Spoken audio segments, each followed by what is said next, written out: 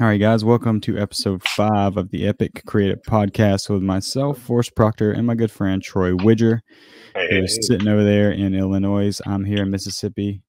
And today's topic, we're just going to talk about our first cameras, kind of what sparked our photography and filmmaking interest, even as young kids, before we even knew that it could be a career, which I think is super interesting. And then we also had a community post where I asked people to basically comment and tell us what their first camera was and how they got it, and kind of same thing, how it sparked their interest to get into all this craziness, this very expensive craft. But without further ado, me and Troy have discussed, I think we should go through the comments first, the subscribers, and we only have 3. Maybe next time we'll have more, but I think 3 is good because we can kind of dive into the cameras, because I actually have some experience with some of these, and you might also. But the first one is going to be from my buddy who got BTS from me yesterday. He went and commented. His name is Ro, and he says the following.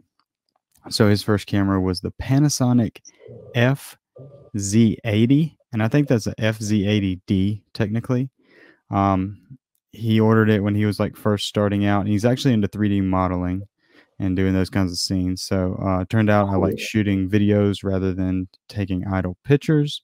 Since then, hit it into the Sony line with stills and Blackmagic for video. Turn up. So thanks, Ro, for that. We really appreciate it. I actually have, if we want to look at it real quick, let's see. Yeah, I have that. I was going to ask you about that. I have an image of that if we just want to check it out. So this is the camera. I've never heard of it.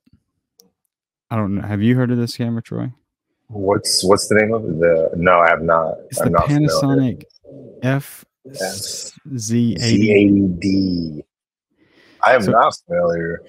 So it looks like Panasonic's version of those point and shoot / zoom lens cameras that they sell like Best Buy, because it's a fixed lens, you can't take it off. Right, but it has that 60x zoom on there. That's wild.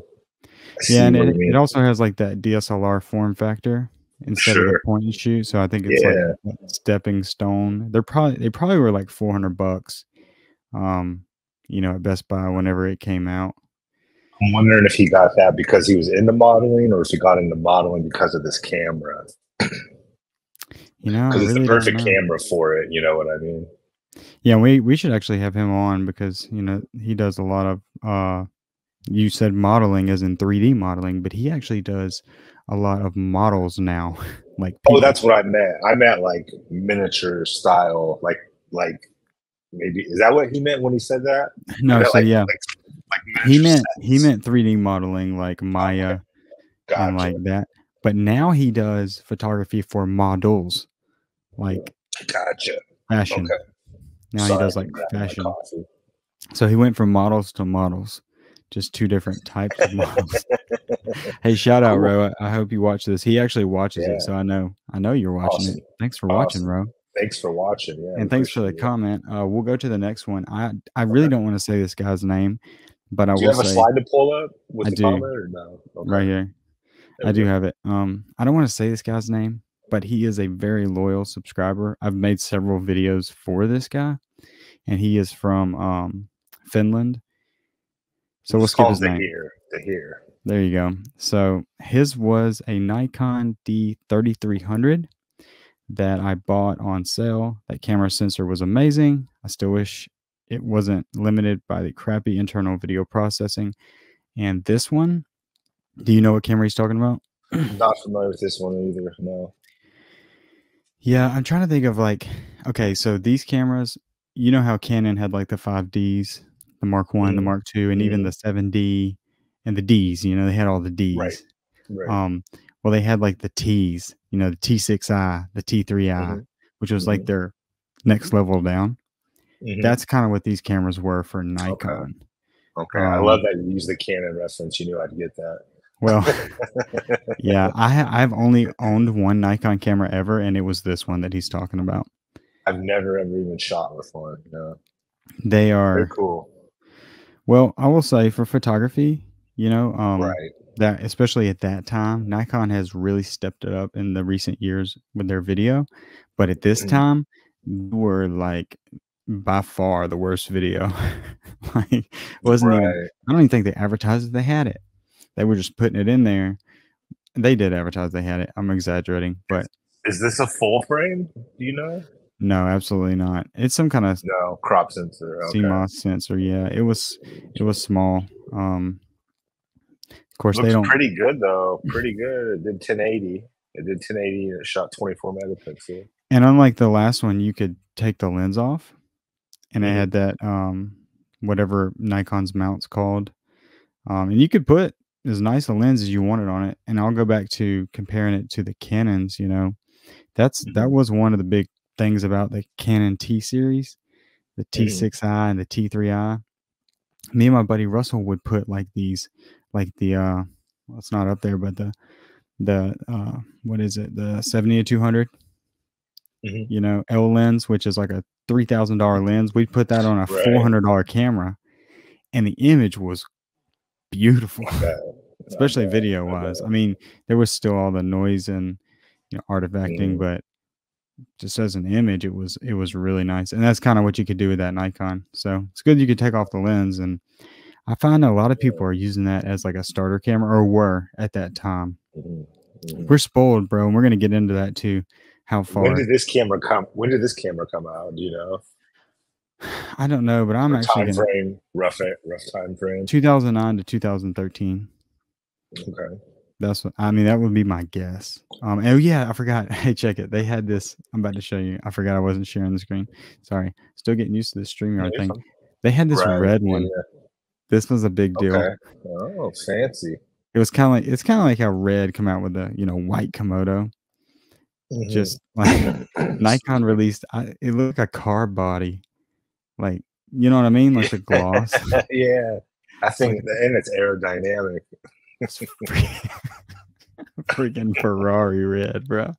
It is, bro. It's ready. I don't know, dude. But I see a lot of these. Weirdly, the red ones must have shipped a lot of them, because I see so many of these cameras on like Facebook Marketplace. I don't really get on Craigslist anymore, but like those types of things, Macari, eBay. If you just type in mirrorless camera, DSLR, general, you'll see a ton of those. Actually, on Macari, I'm gonna do a test while we're talking. On Macari, I bet if I type in red camera, what I'm looking for is a red cinema camera, like the brand. But if I type in red camera, what pops up? Bruh, what I tell you, bro. Oh, yeah, everywhere. Well, there's one right there. Where is it? Right there. But it's just so funny how many of these things are floating around. I mean, dude, that's like the first 10 images, there's 3. That's actually a Samsung. They probably made it. Oh. Samsung probably made it and sold it in Nikon or something. Who knows? Anyway, we can go to the next one. Anyway, that is an interesting camera, and I actually used it as a B cam. I had I think I had the 7D Mark II. Just, man, looking back, man, some of these cameras were so bad compared to what we have now. Yeah. And then I had that, and my brother came with me to shoot this wedding that was a Phantom of the Opera theme. And dude, theater kids, man, you gotta watch them. You gotta watch them. But the video was so bad, I ended up not using one frame. Oh, wow. I didn't use any of it. Bad camera, but hey, you start on what you start on. So yeah, absolutely. All right, so we got this next one. It's gonna scroll because it's so long, but this is from Odo Film Studios. My first camera I used for video was the Nikon D3100. So just 2 numbers down, 2 100 numbers down from the last one. The photos we took were really good, but the videos were terrible, probably due to the bad codecs and processing, like the other guy said. I was gonna say it's like the same comment almost. I know. I shot, I think, up to 720/30, although I never used the 30p, and the rolling shutter was a nightmare. And I actually can't read the rest, but he said because he normally used a 70 to 210 f4 on it. The screen was super low res, but somehow, excuse me, I was able to focus sometimes. LOL. My first film on it, I had no idea how to use a camera. So I just set it on a tripod. But after that, I started watching some tutorials and stuff, and I learned it better. It's like a robot right now. Let me let it scroll a minute. I know. I wish I could speed it up. It had no manual mode for video for some reason, too. I don't know why. I've since sold it, but it served me well. Salute emoji. Hey man, shout out to this, and it's going to be very similar to the last camera we looked at, but we'll just look at it. That's it. Like, look how similar. Oh yeah, it just looks like maybe a little bit smaller of a body. I don't know, man. It's pretty close. Yeah, and do you remember this? When those cameras had pop-up flashes? A little pop-up flash, I do. Yeah. When is the last time that we didn't have that? Because even my 7D Mark II had it. Mirrorless? So when everything went mirrorless? Maybe it is. You know, it's funny. Like, we make these transitions in this camera spec, and I think sometimes we forget, you know, that we made them. Because it doesn't seem that long ago that I was shooting on a 7D Mark II. And it really wasn't. I mean, when were you shooting? When did you go mirrorless? 2018, 19? Yeah. Somewhere around there? So good 5 years now. God, that's how time flies, right? Yeah. Because I feel like that was just the other day. Yeah, I know. Me too. I know. But anyway, we went through the comments, so we can jump into our own thing. I want to ask you first because we tried to save this. You know, we had to sit and talk all night off air. Right. But now that we're on, of course. What was your first camera? How did you get it? And what was the first thing you can remember shooting on it? Cool. So it was the old straight to VHS. I'm not sure the brand. I can't remember. This would have been 1994, summer of 1994. I was 13 years old. My uncle had bought it. He lived in St. Louis. He came up to visit, and he just handed it to me. He's like, hey, and I was checking out, wow, this is cool. And he was just like, off you go with it. So I was literally doing like a vlog style. I was just recording my neighborhood, talking to the camera about my neighborhood and just everything going on in my 13-year-old life. My mother might still have that VHS tape. And then I think I went to like some lake, shot some fish, some geese. Yeah. You have a tripod? No, it was like a shoulder yeah, style. Yeah. At least for me as a 13-year-old, that's how I was manning that thing. Yeah, I think my mother might still have that VHS tape. That'd be a trip to go back and watch that now. Dude, so that story. Oh wow, that was exactly 30 years ago. Oh wow. Really? Dude, that's a hot minute. Wow. That's a hot minute, bro. That's a long time. You know, it's funny is that story. It feels like I've heard that story 50,000 times because it's really the story of most people. Like, honestly, I don't think I've ever heard a different story.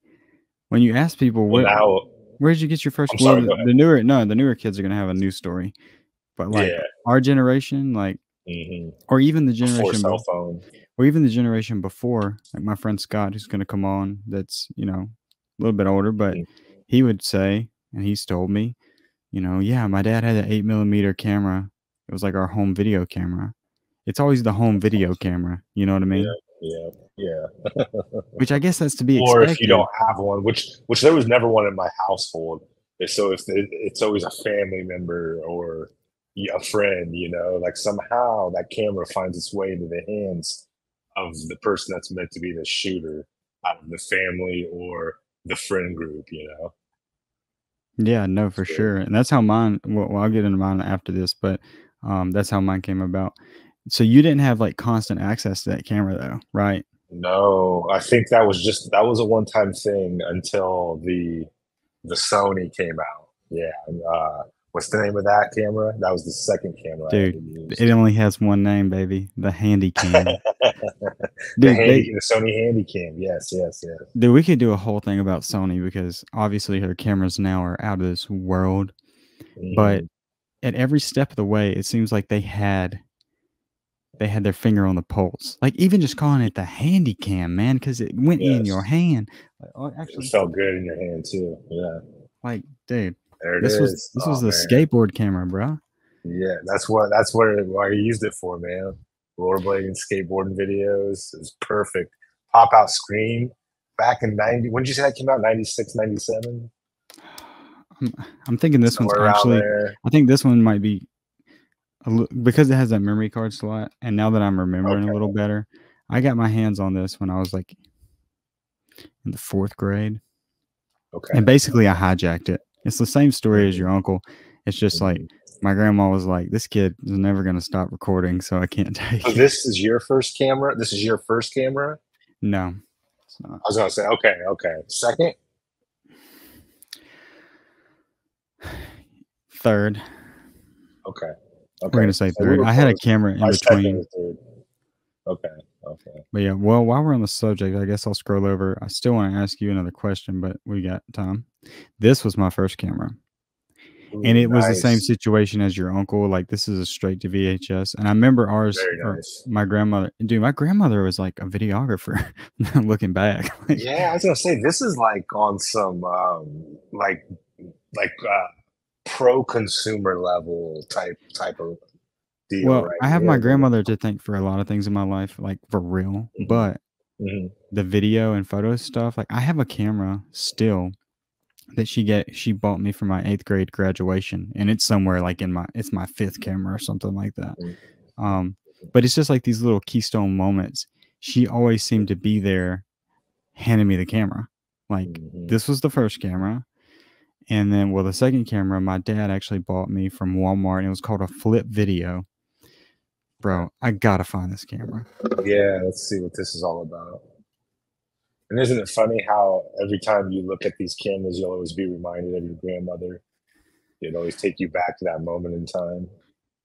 Dude, 100%. And I mean, she's still with us, luckily, but I tell her all the time, I'm like, you started it all, and she laughs, and I think she really takes pride in it, honestly. So this is it. This is camera number 2, bro. It looks like a cell phone. This is okay. Got the flip out USB 1.0 on it. I would love to know where this is at now. Like this company, like they've got to be gone, but they were like this was the early days of YouTube. I'm talking YouTube is like a month old at this time.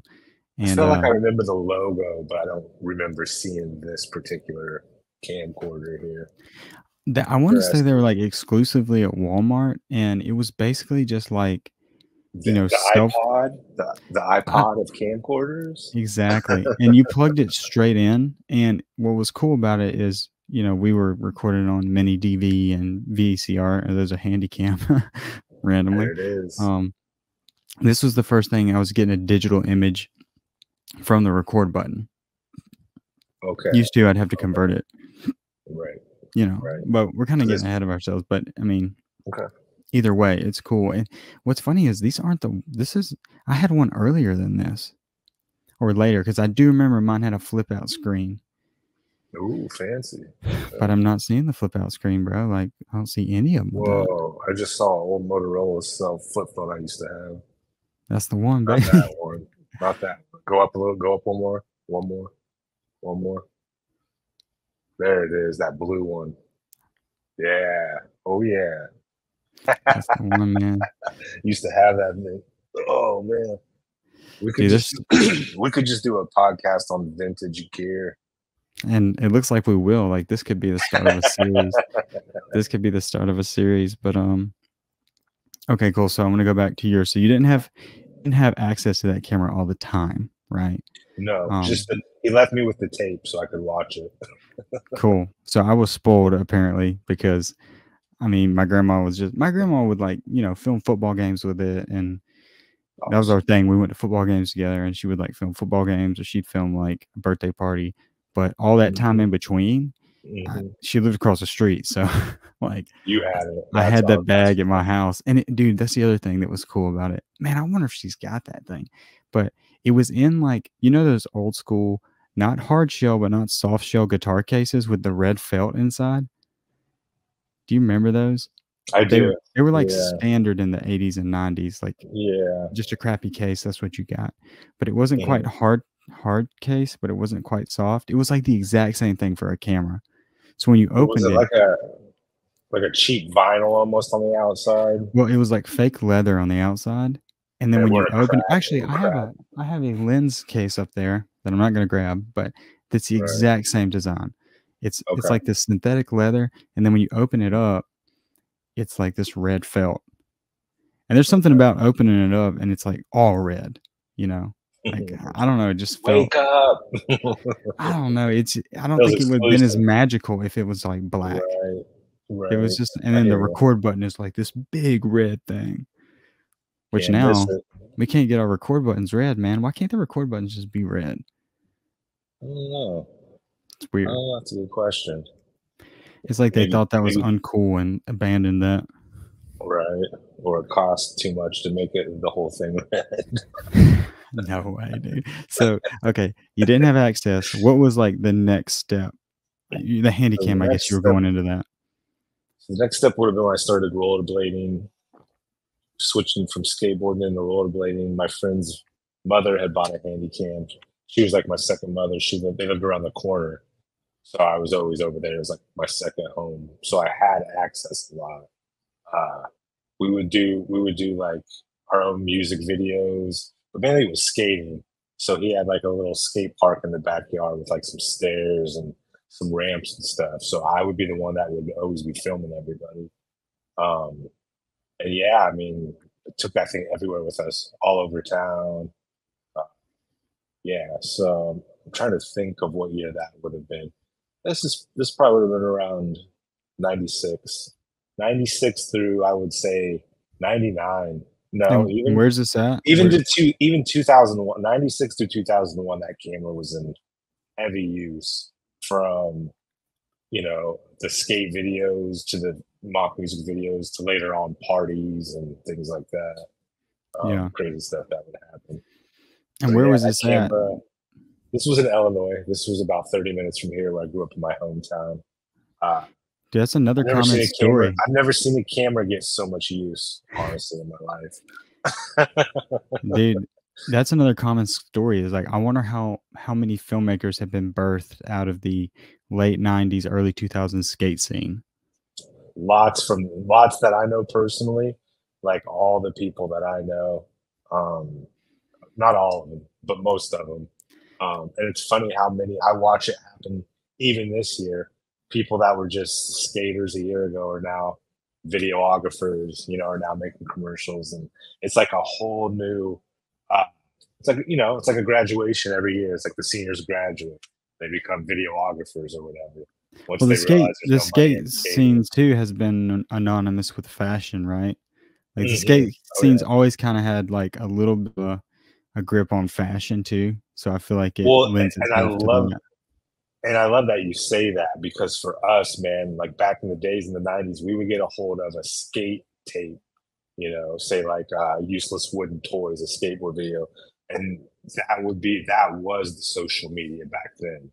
So there was no social media, there was no cell phones. So how you found out what was going on in California or Mississippi or other places was those skate videos. You'd find out about new music that way. You'd find out about, like you said, fashion and clothing that way. You'd find out about tricks that way. So really back in the day, man, like music videos and skate videos were the social media. That was how we all communicated with each other. So yeah, it was cool to live through that time period. Yeah, and there's another bridge there too, because if you think of like the Seattle grunge scene and just how, for lack of a better word, grungy it was, a lot of those bands seem to like film their own stuff. Music videos, Nirvana, a lot of Nirvana's videos seem that way. Yeah, and it's like a lot of them were also skaters. So I wonder how many of them were like, well, we already have a camera because Zach's been doing all our skate stuff. Zach's mom got the Handycam. But exactly, you brought up a little memory for me too that's pretty special. Is my best friend's mom also had the Handycam later, and her parents were. No. Weirdly, I had kind of like fallen away from cameras. Like I was so into music and we had a band, and Garrett and Clay were actually so good that they had went and toured in France at like the age of 13 and 14. And when they came back, they happened to be my neighbors. And when they came back, I had practiced all summer and was determined to impress them and get them to ask me to be in their band. Well, I don't know if I manifested it or what, but they came back and I played my guitar and sang, and they were like, because they didn't have a singer. Like Garrett he'll tell you this, he was a terrible singer, but he was just doing it because they didn't have anybody. And they were like, whoa, you got to be in our band. And I was like, okay, so I'm in the band. But going back to the camera, Sandra, his mom, she had that camera, and her and Mike, their dad, they were like the super band parents. They booked us shows that we had no business ever walking into. Like, and we did do them right eventually. We got really good. But dude, like, they were like our manager. And like every weekend we would have an actual show. It's amazing. And now that I look back, like that probably would have never happened without two adults going at it. Two awesome parents, amazing support system. And they took Garrett and Clay to France. They won a blues competition and went to France. And she took that Handycam to France, and they played at the it was called the Cherished Blues Festival in Paris. And I can pull them up. I'm not going to, just because I mean it's not a music podcast, but she filmed their entire shows with that Handycam on a tripod. And then she filmed all of our shows back here in the States with that camera. So I totally forgot about that until you were saying my friend's mom. Shout out to those parents, bro. That's the kind of parent I could only hope to be. You know what I mean? That's awesome. They're like my second parents. Like when they moved to a coastal town, like retired. When I'm in that town, I will ring them up, and they have all of our albums on their wall. Like they got them printed like vinyl size, even though we never printed a vinyl ever. Right. But that being said, yeah, cool camera, the Handycam. The Handycam, bro. I didn't even know what it was called. That's funny. You knew last night exactly what I was talking about. I was like, I don't know. Sony had the little tapes. You knew exactly what I was talking about. He was like, I have it. I was like, of course you have it. It doesn't surprise me you have it. I got that camera, dude. I don't want to start counting cameras in here. Actually, looking for that camera, I found 2 cameras that I didn't know I still had. And then, dude, check this out. Give me 1 second. So you were in 4th grade. While I was looking for. You were in 4th grade when you first got your hands on a camera, then? I was probably a tad bit younger, but yeah, right around there. 4th and 3rd grade. Like 8 years old or something like that. Yeah, 8 or 9. My daughter's 9. Dude, she's in 4th. That's a young start, bro. That's amazing. That's awesome. Well, and I didn't even really get into that, but you know, with that VHS camera, I didn't really. We had no idea about. You know, how kids think, man. They don't think. They just like press record. And my son's doing that now, dude. My son records about 10 hours of video a day.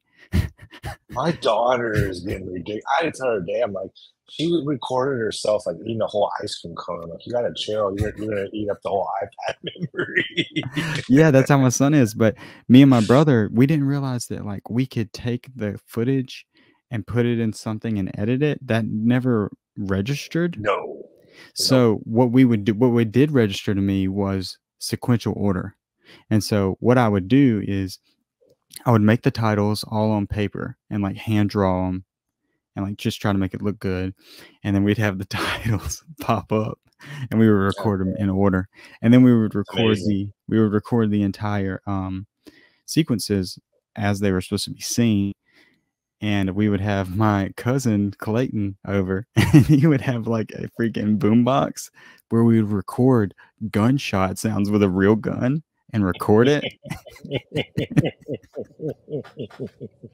We'd have a shotgun doing Foley so that he could play it on the other recording, if that makes sense. That's amazing.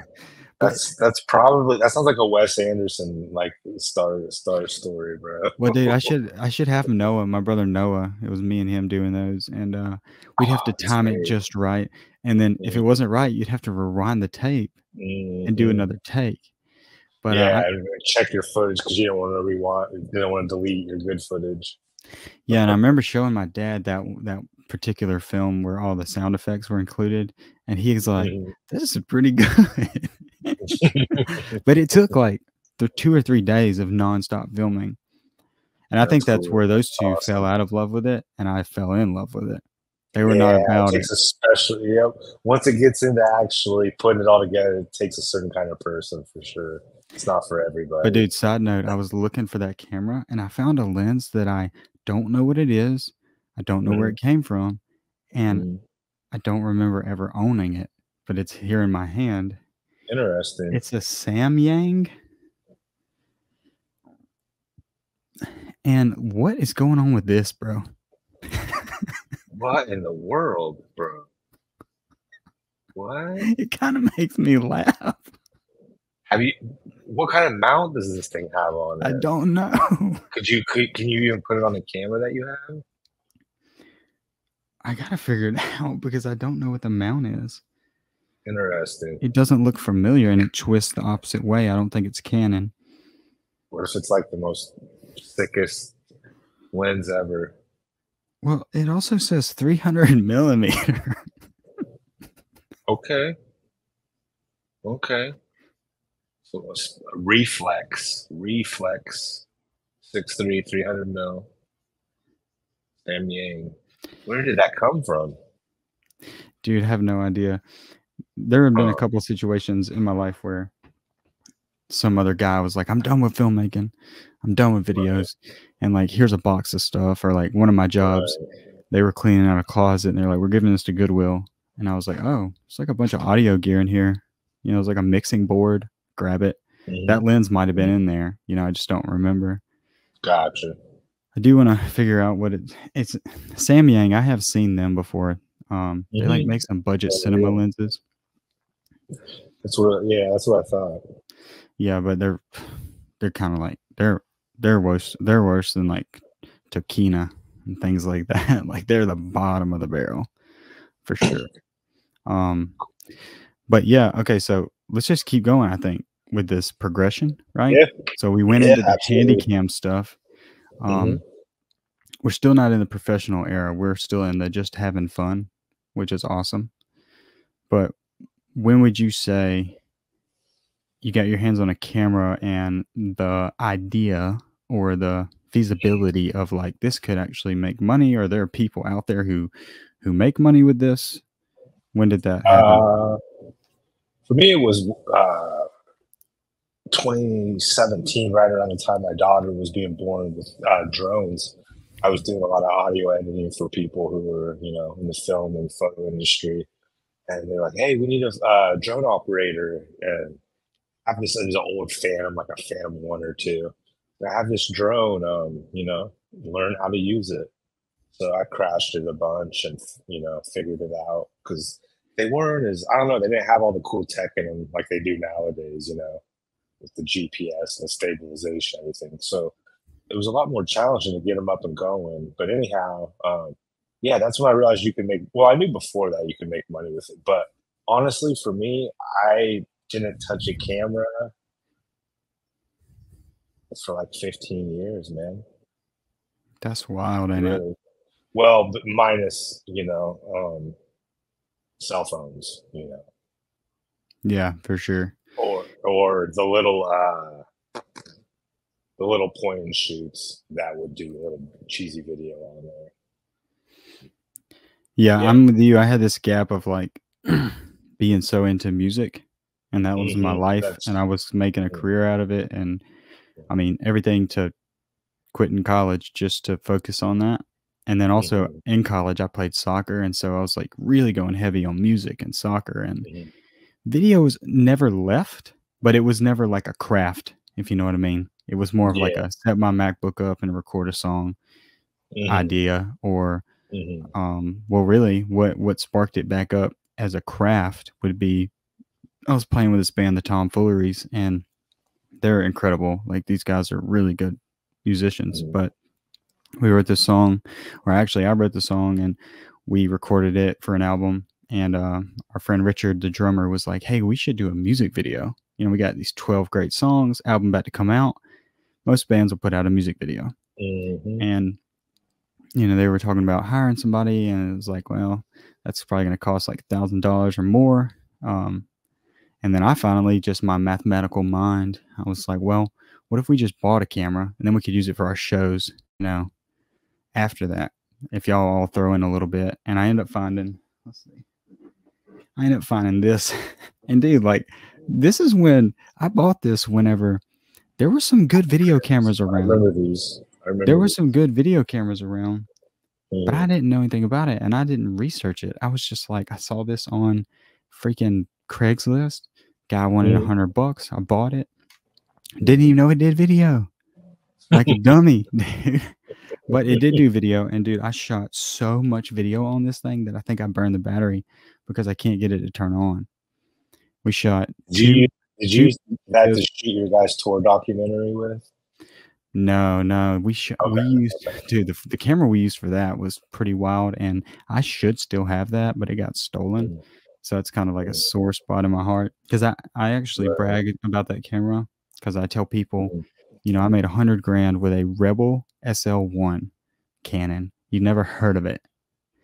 So I know the gear don't matter, because I took that camera and I shot for 2 years straight on it, you know, weddings, all kinds of stuff. Now, granted, they look pretty bad, but people liked them and they paid me to do it. But yeah, this is a cool little camera, and I've literally wore it out. I think it's just done, but I'll keep it just for decoration. Yeah, absolutely. But yeah, bro, I don't even want to really think about how many cameras I've had. But bro, I'm gonna tell you this. I'm gonna tell you this right now on the spot. In college, I shot about 6 music videos with a MacBook Pro. Really? That's wild. That's how rogue me and my friend Keaton were. Like, we were using milk crates for a tripod and shooting full-blown music videos, like in different locations with lighting, with a MacBook Pro as the camera. Awesome. Like, I wanted it like this. I've seen music videos being shot on license plates, the rear camera. Oh, bro, that's wild. By the license plate. Yeah, that reminds me of that. That's wild that you guys were doing that. Hey, man, whatever it takes to get it done. I just don't understand how I was so dumb. Like, how was I not pulling out the mini DV camera if nothing else? You know? Right? Yeah, for real. But it's fascinating. You were probably like, oh, this MacBook Pro has a better camera than that by now, you know, thinking tech-wise. I guess, man. It's crazy is I recorded full-on documentaries with it, too. The MacBook Pro. You're just like, hold on, let me get the shot. Just working it like a human gimbal. With the well, this is at a time when, like, the 5D Mark II existed. I just wasn't in touch with that world. Right. You know what I mean? Like, if you would have said, hey, why aren't you shooting on a DSLR? I don't know. A DSLR what? Yeah, right. A DSLR what? I mean, I saw them, but I thought that was just for people at the World Cup that were just doing this with the soccer ball, you know, like sports, I guess. But it's actually interesting that, like, drones kind of got you bridged over, you know, to like professional work and more professional, I guess, modern cameras we can say now. So what was like the first camera that wasn't in the air? That I was using would have been like a 5D Mark III, 5D Mark IV, and then onto the EOS R after that, the camera I'm using now. Dude, that camera stands up. I love the EOS R. Yeah. I use it for all my YouTube. I'm sure I'll stay within. I'll probably keep this body around forever so I can give it to this will be like my children's first camera, you know, if I do end up getting to buy it. Well, it'll be my B cam, and then eventually it'll be their camera, you know, that they'll be able to use. Put like a little nifty 50 on it for them and call it a day. Dude, I've shot full-on productions, honestly, for years at a time with the EOS R. Especially when it came out, it was like they took the 5D, took the mirror out, added 4K, Of course, the 4K is cropped. We go into that, but yeah, it's weird to think now because I just use it so much and I've had it for so long. But it's weird to think that now it's old. You know, like how many R's are around? When I actually looked at it, I was kind of mind-boggled. I was like, I didn't realize how many cameras that came out in the R series. Because I kind of went back into music again and fell out for a couple of years as far as like keeping up with all the cameras and everything. You know, like last I knew was like the R5, I think, and the R6 were coming out. And then I didn't realize they had all the other ones. R7, R8, R5C. Yeah. Honestly, bro, but like at some point I have to turn it off. Like I don't care, you know what I mean, about that many camera bodies. Yeah. Which I've done that with Black Magic, you know, too, because for a while there they were just like pumping out, well, not as much as Canon, but I guess it was just I can't stand the ergonomics of Black Magic like pocket cameras. I think they I just think they look freaking stupid. Micro Four Thirds, I don't understand that format at all. It's so tiny, but you know, another conversation for another day. Well, where you want to go with this, my friend? Is there anything else you want to talk about in terms of like vintage gear or first cameras, anything like that? No, not that I could think of really. Unless you I would love for people watching this, the 17, or if YouTube doesn't steal the views, the 17 people, comment what your first camera was, how you got it, what did you shoot on it. It's crazy, man. There's always that one person in the family that just picks it up and never puts it down. And that story is told to me all of the time. Even the older crowd, you know, they're like, yeah, my dad had the 8mm or the 16mm, which is a whole nother like thing I don't know about, you know what I mean? Right. Yeah, me either.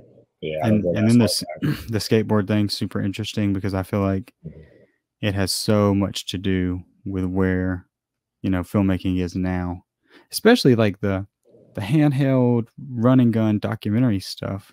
That wasn't birthed out of Hollywood. You know what I mean? Like traditional. You gotta be on point to catch these guys, man. Especially the rollerbladers, man. These guys are flying sometimes, you know.